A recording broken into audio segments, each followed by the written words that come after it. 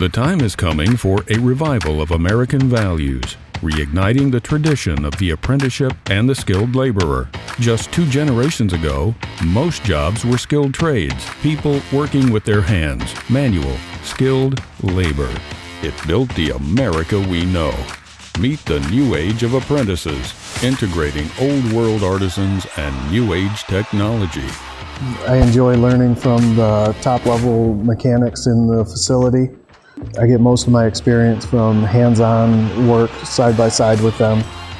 You know, you may not necessarily have to spend 4 years in college to be able to get a profession that's going to pay well and be in big demand.